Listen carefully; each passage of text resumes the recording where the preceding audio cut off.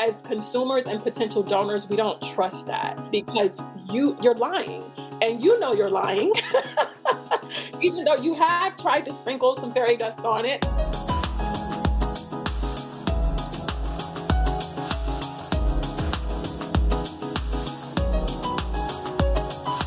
I'm Rich Frazier. And I'm Russ Fanos. Welcome to the Nonprofit Fundraising Exchange, a podcast from IPM Advancement.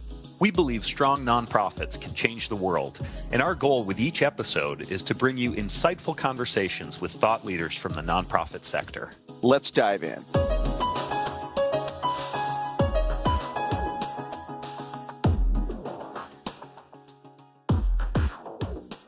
Hey, Russ. Hey, Rich. Good to see you, my friend. You too. Good to see you. Our first time together in 2023. Yeah. I'm excited about today's show. We're talking about something that you and I both do, and that is writing the case for support. Yes. You typically write them for annual fund. Yep. I write them for capital campaigns, but it doesn't matter if it's for a capital campaign or an annual fund or even writing a grant. The case for support answers that critical question: why should I give you my money? Yes. But it's more than just identifying the problem and how the donor's money can help solve it. What we have to do with that case for support is tell that story. And that's why I am so excited about our guests today, because they are storytellers. Let's welcome Shereese Floyd and Josh Grinowitz. Shereese and Josh, welcome. Will you tell us more about yourselves? Shereese, let's start with you. Hey, I am Shereese Floyd. I am the CEO of Witness My Life. I work primarily with nonprofits and organizations around telling their stories as a fractional CMO, just going in, helping them tell the story and connect all the dots, so to speak. Excellent. Welcome. Thank you. And I'm Josh Grinowitz. I'm the founder and chief narrative strategist for Odd Duck, and we are a storytelling for social change communication consultancy. We focus primarily on health in the health sector.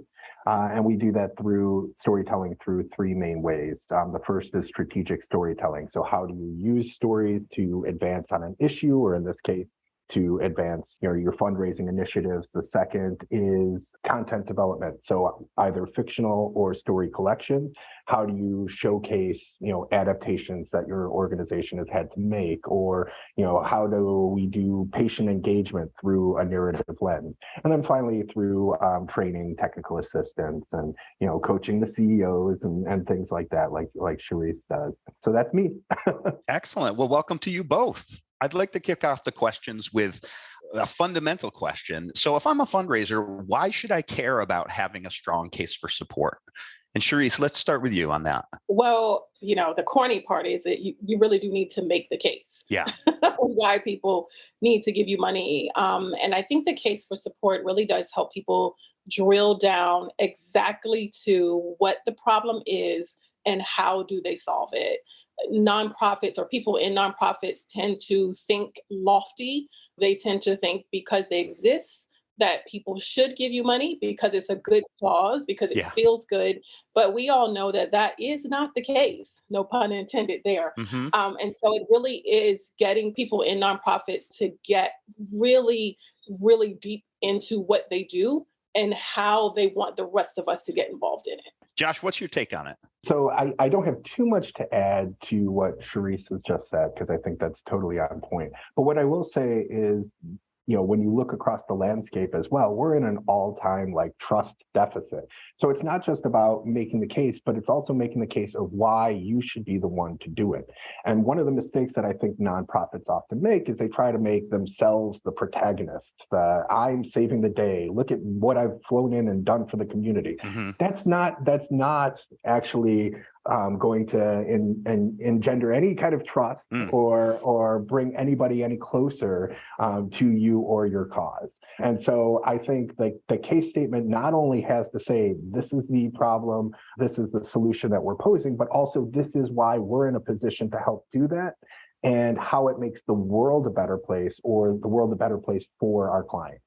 So that's the only thing that I would have to add to Shereese's already brilliant answer. So what's the importance of adding that nuance of storytelling? Because there is this theoretical picture of the business person, the philanthropist. They're busy, they don't have time. Let's just get the facts in front of them. do we want to rock, paper, scissors? Or Josh, you go first on that one. Oh, okay, awesome. So I would say a few things. The first is that we have to remember all these busy executives are also human beings. Storytelling connects human beings on a very human level. And so that's the first thing. I think oftentimes when we're building a case, we sort of have this checklist of, we have to hit them with the stats. We have to show how significant and deep this problem is. We have to show, the effectiveness of our approach and how we've improved things, and boom, boom, boom. People don't retain stats just on the surface, especially when you're throwing a lot at them or you're taking this fire hose approach.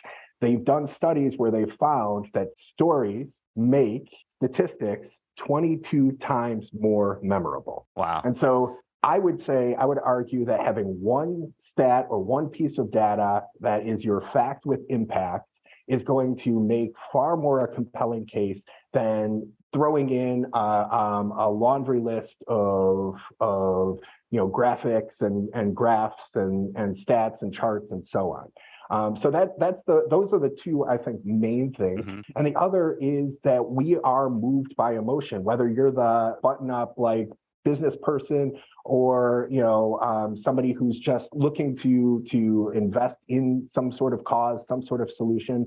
It's the emotion that actually moves us. Yeah. So again, more research has shown that people are more compelled to actually give to a cause and to actually invest in a solution when they actually see the emotional outcome, when they're moved by it, rather than a bucket load of statistics. But if you ask them afterwards why they made the decision, they will tell you it was the stats. So the stats, I'm not saying throw away the data, because the data is really important, but I am saying that we often make decisions in ways that we're not completely consciously aware of, and the ways that we're not completely consciously aware of are emotionally driven. That's interesting. In the annual fund, we look at it as combining those logical and emotional elements of making your case for support. And it's not just a one paragraph thing. We're not talking about like a mission statement or anything like that. It's a pretty developed construction that we're talking about. And I think what's interesting about what you just said, Josh, is that, there's a lot of uniqueness in your storytelling aspect, right? Like everybody could share the same statistics if you're working in the same verticals, but your story and what you tell about the specific work you're doing and your beneficiaries and those kind of things can be really unique to an organization. Shereese, I'm interested in from you, what are the types of things that people get hung up on when they're doing their case for support? What kind of things do people maybe miss or mistakes they make? Yeah, it's really specifically around this question, wanting to, do a lot of stats and tell you all of the things that in their brain they have learned because they live it. But for those of us who have no connection to the cause, quite frankly, we don't care. And so the fact in and of itself isn't enough to make me care about what you're doing. And so I see that all the time where they give you, and they're compelling, wonderful stats. Someone has done a lot of research to pull them out, to to get you involved. But what I see is that emotion piece is often missing. They don't know how to bring the emotion into the story in order for us to be moved. And without that emotion, as Josh said, without that emotion, we aren't moved. And this is how you can have like a set of donors. It's the same people giving to you over and over and over. Those people have buy-in, but those people really can't sustain the organization. So to get new people to come into the fold, it's understanding how to use that emotion. And one thing that I love to try to get people to do is to storify their stats. So if they have particular stats that they use, bring it down to the level where people will get it. Say, if you're saying 7 out of 10, what does 7 out of 10 look like? Is that the length of 10 football fields? Is that 20 school buses? Is that, storify it in a way where people can get it, where it makes it something that they can understand and that will bring that emotion in. Can we understand that a little bit more? Can we talk about some of the techniques of storytelling that can help somebody convey that emotion and the appropriate statistic or statistics in a compelling and brief manner? as I'm sure Josh could attest to, when you talk about being a storyteller, and you guys too, Rich and Russ, there's a million and one ways Yeah. to be able to tell a story. Yeah. I am, team keep it basic for my clients because basic is what works. But if you get us all storytellers in a room, we can pick it apart for days and days. Yeah. So for me, when I keep it really basic, I get my clients to pull out 5 components of a story. And usually, if you have 5 of them, you can put together a really emotional, well taught story. And that is the character, who it is that we're following. Who do you want us to care about? Start there. What is the defining moment? What is the moment that led them to the nonprofit? What are the details around why they landed in the nonprofit and what your nonprofit did? The details that are specific to only moving us forward in the story, not everybody who was in the room, not what everyone was wearing, none of that stuff. And then what is the emotion that you need in order to be able to move us from point A to point B, sometimes to point 8.5, and then the resolution. And the resolution is not a bow of sorts. It's what is the next piece that we need to do. And usually when I can get people to get all 5 of those things, we can get it into something that would matter to move people forward. And in those details are where we're pulling stats and where we are looking to quantify it. And sometimes quantifying it is the biggest part of that, because I am trying to get you from not being so logical and to get people down. Like I said, if you say 7 out of 10, then we need to research on how big 7 out of 10 actually is for your audience. Yeah. It's interesting too that I think of the case for support as kind of a living document. So there might be things that you try in storytelling that you think are great ideas, and the folks around you are like, yes, that's great, but they might not necessarily resonate with donors and funders. And so that's also an opportunity to kind of just take a step back and say, what did we miss? What's the disconnect between how we perceive things internally and how people externally are perceiving our work. That is also one of the biggest things that I see that people get wrong, is not understanding that it's not just one story. People like to just tell the history of the nonprofit, which isn't, I call it an origin story, but for a lot of nonprofits, it's not even a story. It's just a chronology of where they started and where they are now.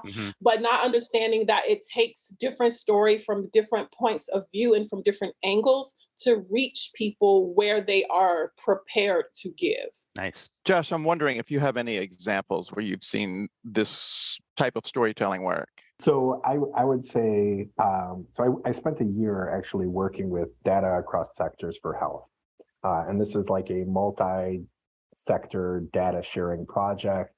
This was primarily driven by data scientists, and they were looking at different initiatives that are important to all of us through a data lens. So this is primarily like data scientists representing how can we get housing and the health and hospital system and law enforcement and justice system and so on, all on the same page and sharing the same data and looking at the same stuff. And part of what I did in my work with them was to coach them on, shaping stories. So like, how do you tease out a story of the data? And so similar to what Shereese was saying, the first thing that we want to do is set the tone. So what is the emotional impact that you want this data to have? Like you're recombining and running the data in a certain way. So what is the emotional impact? What's the tone you're trying to set? And then can you craft the story around that? So what are the narratives? What are the story pieces that really bring the data up to the surface? So rather than talking about homelessness in very sweeping strokes of like this is the national epidemic of homelessness and this is the strength of the health impact of having somebody have housing first, can we have a lens with which to enter into that? So those stats are important, that data is important, that's gonna help make the case, but bring us into that. And how you bring us into that is by telling us the story of Tom, who is a returning vet, who has had to sleep under a bridge through all sorts of inclement weather and who has had to rely on the emergency department for his primary care services, who may be or may not be suffering from some form of PTSD, who has had all sorts of physical symptoms for that, and who is, quite frankly, from an ROI economic perspective, taxing the social service structure, taxing, our tax dollars are paying for that. And it's not doing any good for Tom. It's not doing any good for society. It's not doing any good for anybody else. But when Tom gets, stable housing and gets brought into a housing first model where they can take care of all their other needs and don't have to be sweating those details, all of a sudden we see the emergency department dependency drop off, right? Because now they don't have to go to the emergency room for every ache and pain and feel like, oh my God, am I having a heart attack? Is this something that happening? Because things in their life have stabilized. And so we've seen that again and again. But by bringing us into the story of Tom, then you can open up the lens of, look at the stats from the economic perspective in emergency departments, from the cost saving in emergency departments, from the reliance in emergency departments. And the other interesting thing specifically around data is that, data scientists will talk all day about contextualizing the data, which is exactly what Shereese is talking about, but they don't consider that a story. Right? They're just talking about context. Oh, well, this is why this number is significant, and this is why it's relevant within the context of everything that we're talking about. Mm-hmm. Great.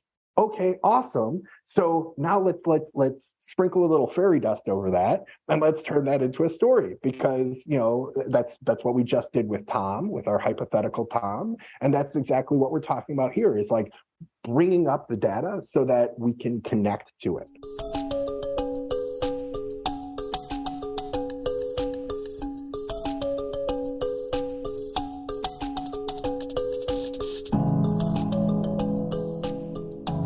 Hi, this is Curtis Schmidt, producer of the Nonprofit Fundraising Exchange. If you're a nonprofit professional who has questions about your program, or maybe you feel like you've taken your advocacy, fundraising, or membership effort as far as you can and you need some fresh ideas, then we have a special offer for you today. NPFX podcast listeners can get a free 30-minute consultation with IPM Advancement, no strings attached, when you go to ipmadvancement.com/free. Just enter a few details and an IPM team member will contact you to follow up. It's that easy. That website again is ipmadvancement.com/free. Thanks for listening, and we hope to talk to you soon. Now let's return to the episode.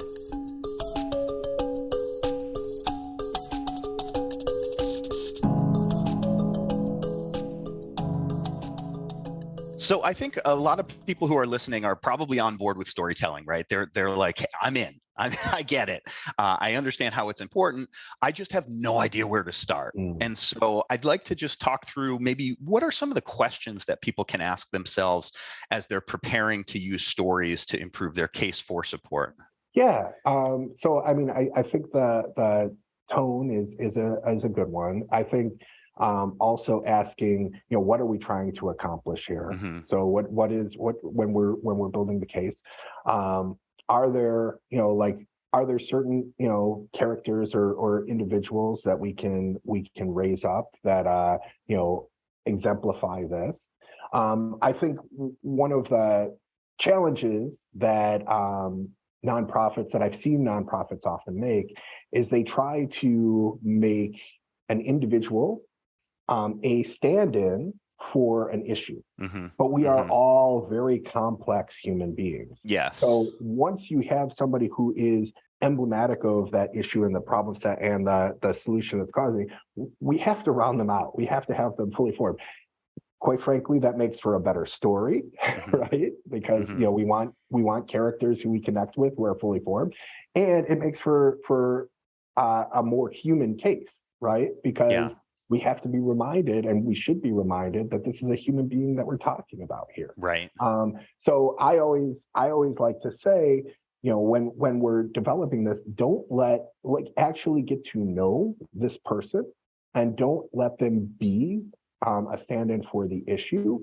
tell us something about them that makes them human that may have nothing to do with the argument that you're putting forward. Mm-hmm. I always like the example of, there was a homeless individual or unhoused individual who, had been a classically trained musician and had all sorts of and knew more about classical music than than I ever would, right? So having them sharing that detail, Mm-hmm. which is just a small detail that again you're sprinkling into the story, humanizes them in a way that helps them transcend all of the issue-based aspects of it. Yeah. And there's also that aspect of, organizations have a duty to not otherize people. Mm-hmm. It's not about, we're this savior and we're helping these poor people who are, in tremendous need. I mean, that's a pretty tired way of telling your story. And at this point, I think people should definitely be moving out of those narratives for their organizations. Yeah, I would absolutely agree with 1,000% with what Josh said. One of the things that just is so tired, as you just said, you have to be careful about exploiting the people who you want, telling the stories of the people who you are serving. Yes.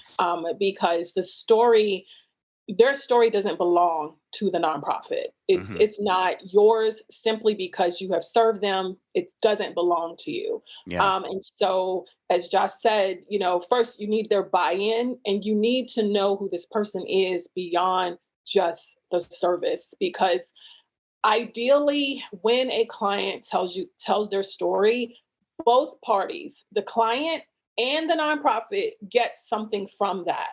If the nonprofit is the only one that's benefiting from it, then you are indeed exploiting the people who are telling the story. And then that other story, that happily ever after story that we all know is not at all true, because people come to you for a specific service, they get the service. That does not mean that everything in their life is now fixed. Right. Right. So you're coming through your nonprofit and now you have just euphorically fixed everything in the world.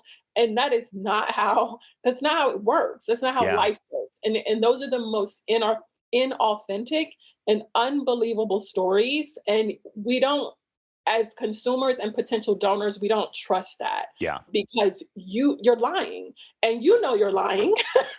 Yeah. Even though you have tried to sprinkle some fairy dust on it, but you just have to be really careful about that. That when you're telling a story, it is absolutely okay for the client to only have moved a couple steps forward if it is indeed an honest story and an accurate portrayal of what happened. Yeah. That is fine. Yeah.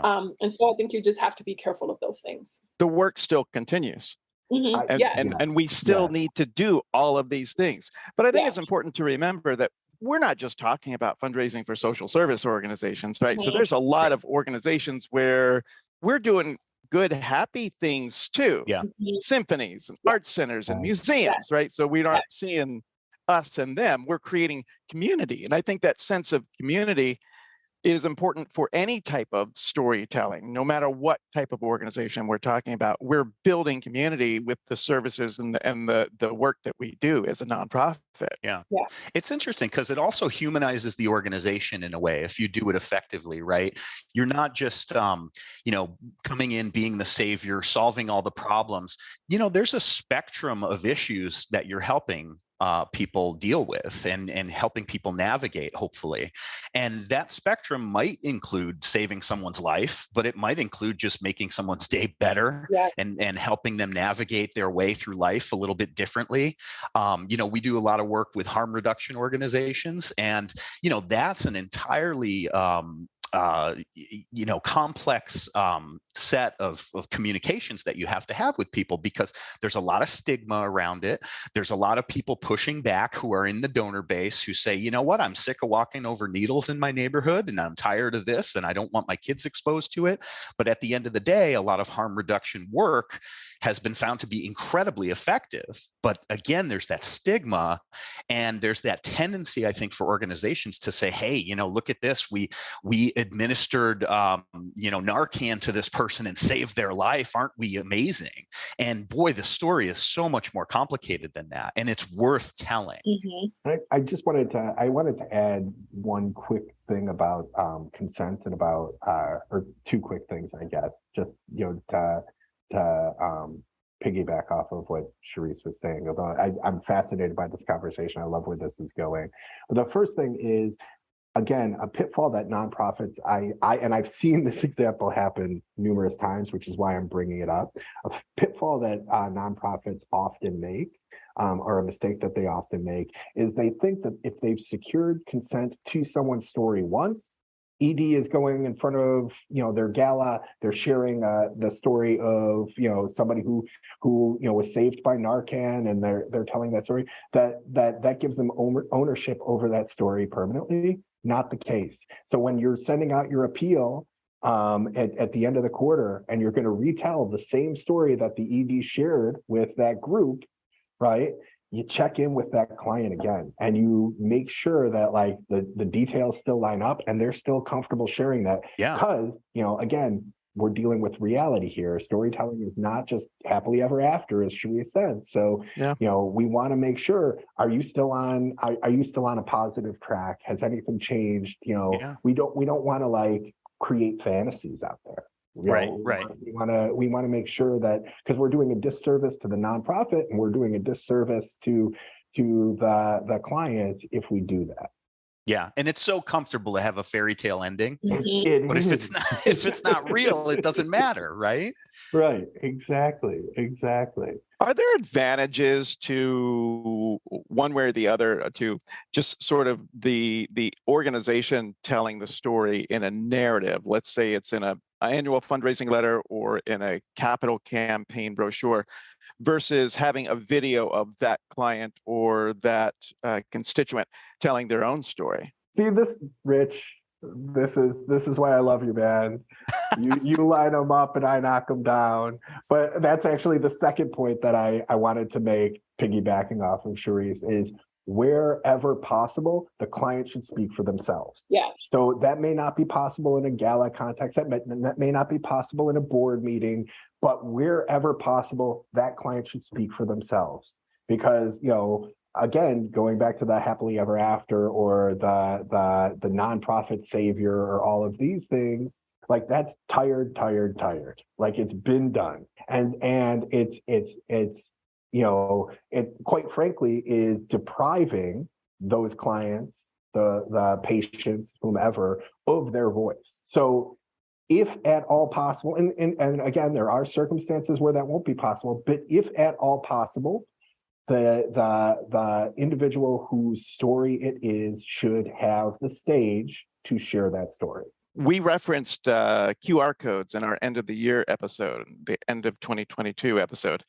And those are tremendously useful in sharing, giving the opportunity for clients to share their own stories. We use them a lot in the capital campaign cases for support that we write for storytelling specifically. Yeah, and speaking of that, I mean, what we like to do generally is recognize that whatever vehicle you're using to start to tell the story, you don't need to have the entire story encapsulated in that one vehicle. If people want to dig for it and kind of choose their own adventure, it's good to use that multi-channel approach where you have a number of different vehicles to communicate with people the entirety of the story. When a client has their own voice and tells their own story, it's a perspective that nobody else has. Like, you can have an ED or someone write it and tell it, but still, as the writer, even when I work with clients, there is still an amount of perspective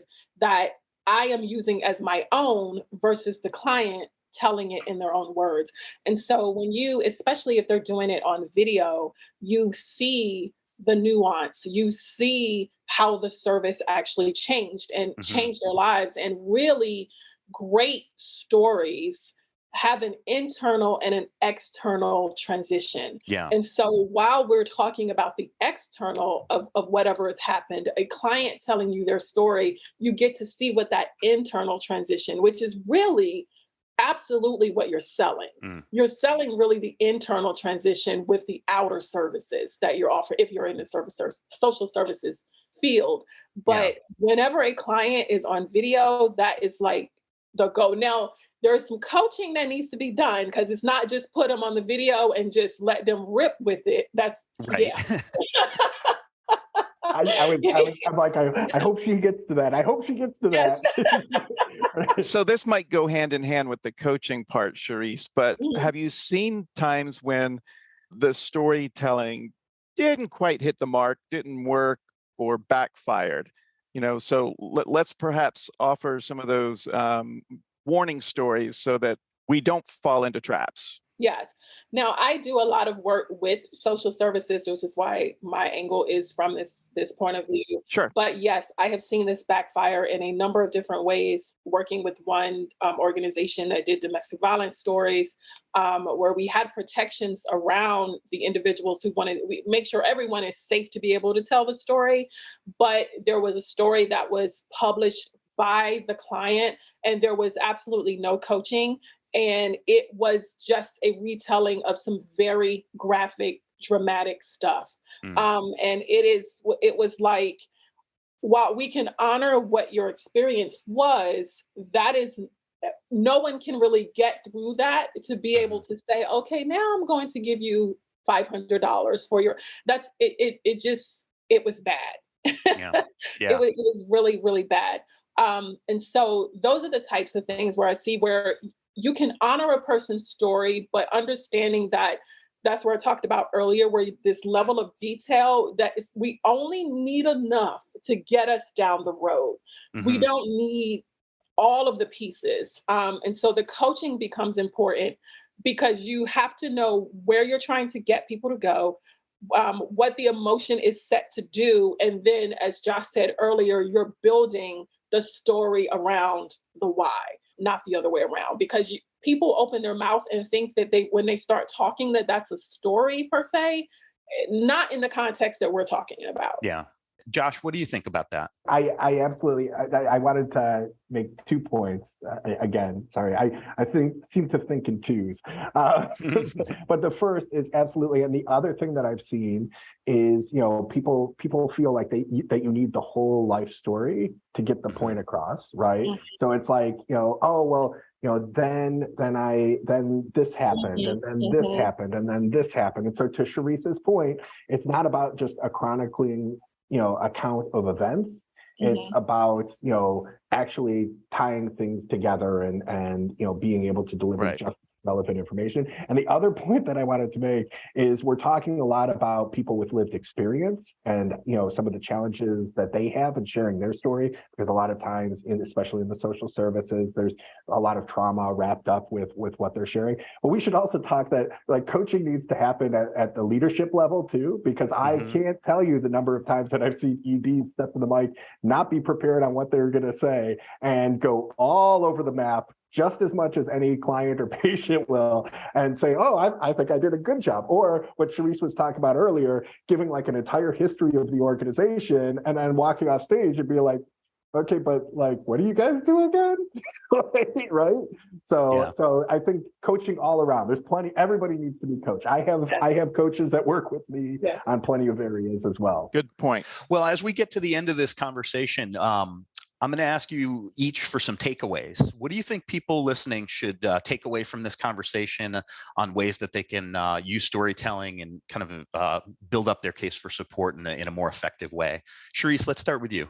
Yeah, I think the biggest thing that any nonprofit must do in a case for support or any kind of storytelling is that your goal is to set the narrative around what would this world look like if your nonprofit did not exist. So that is why that problem that you're solving becomes really important. You have to let us know, in your mind, whatever problem you're solving creates a perfect world for the rest of us. And so if your nonprofit did not exist, you need to be telling us why what you do really matters, and put us into that world, bring us into that world, and keep us there by telling us stories that connect to why we should care. As long as you can connect me, Shereese, to a cause that you have that I don't normally think about in my everyday life, then you have really captured me in a way that will keep me focused to be able to talk about what you do, to become an ally, to become a board member, to be out, champion your cause. But you really first have to tell me why your nonprofit exists and what this world will look like without you. That's great advice. Josh? Yeah, I would say three things. So I broke my mold. I broke my formula. Three things this time. The first is remember that we're human beings, talking about human beings, dealing with other human beings. So make your case human. In whatever way, whatever shape that form that takes, make your case human. The second is just use your data wisely. They don't need to know everything about everything. Choose a few facts with impact and drive that home. And the third is remembering to lead with emotion. So, begin with the end in mind. How many times have we heard that? And so the end in this case is an emotional experience. So begin with that. What emotional experience do you want the prospect to have? And then reverse engineer that, right?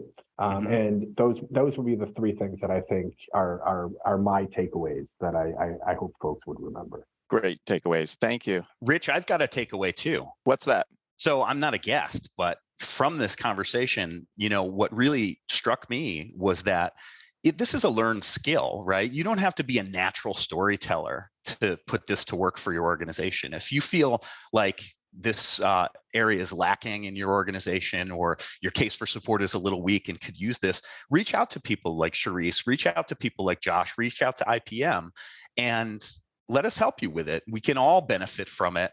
And your donors are going to benefit from it. Your beneficiaries are going to benefit from it. And it's just it's a great way forward. And you really owe it to everybody to make an effort to do this. That's a great setup, Russ. Thank you. So, Shereese, Josh, where can our burgeoning storytellers find out more about you and learn about what you do? Shereese.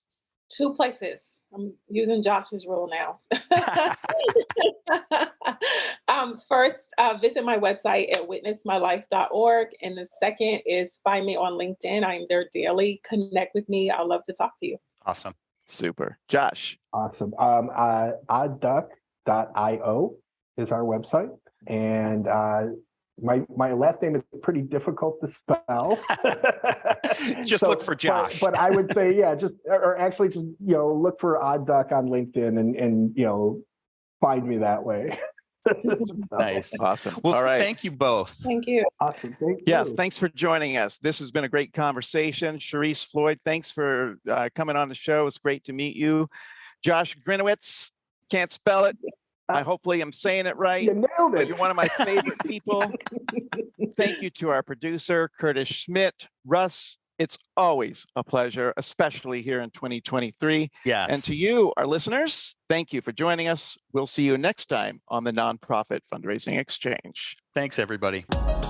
That concludes this episode of the Nonprofit Fundraising Exchange. Thanks to our panel for sharing their insights and expertise. If you'd like to learn more about our panel members or any of the organizations or resources featured in this episode, we will include links in the show notes. If you like this podcast, we would love your help spreading the word. First, please subscribe in Apple Podcasts, Spotify, Google Podcasts, or your favorite podcast app, so you always know when a new episode is released. Second, forward the episodes you like to friends and colleagues, or share them on social media. Word of mouth is one of the best ways you can help us reach more nonprofit professionals like yourself. And if you use Apple Podcasts or Audible, please leave us a review. Positive reviews are how many listeners decide whether or not to try out a new podcast. We appreciate your help. For suggestions on topics, guests, or nonprofit organizations you'd like to hear on the podcast, send an email with the subject heading NPFX suggestion to contact@ipmadvancement.com. For back episodes and more resources like white papers, infographics, and blog articles, please visit the free IPM Advancement Nonprofit Resource Library at ipmadvancement.com/resources. Thanks for listening, and we'll see you next time.